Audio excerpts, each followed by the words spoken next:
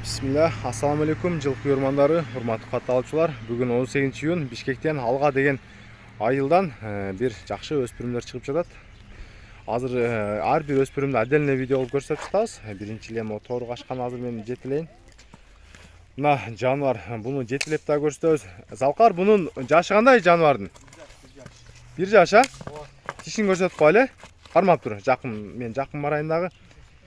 Ар бир жылкынын негизи тишин көрсөтпөсө, кээ бир чоң жылкылардын жашын иштенбей калышат экен.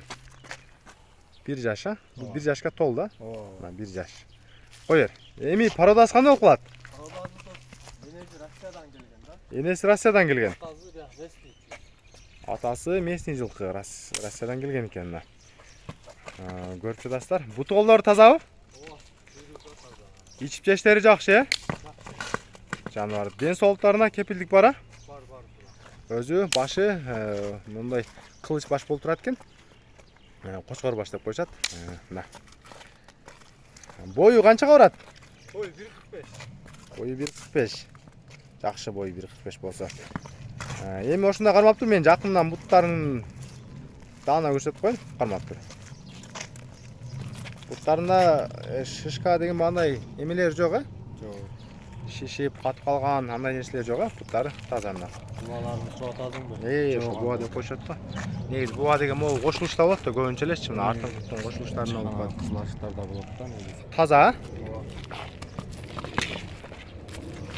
Ылдыйга жетелбейсиңби? Могул жака бир жетелечи. Ал жаныбар негизи аябай жакшытай экен, мына көрүңүздөр. Мына бер жетелегенде да көрүңүздөр, артыңкы соорулары дагы жайма экен. Болду досум, бир жерге кармай берем, жакын барып сени сурайын. Эми мына көрүп жатасыздар, эң эле кызыгы баасын. Залкар, баасын сата турган бааңы айт. 110 миң сом, а? Биздин кыргыз сомго 110 миң сомго коюлду. Долларга экранга жазып өтөм. Чет жактан көрүп жаткан биздин катталуучулар үчүн.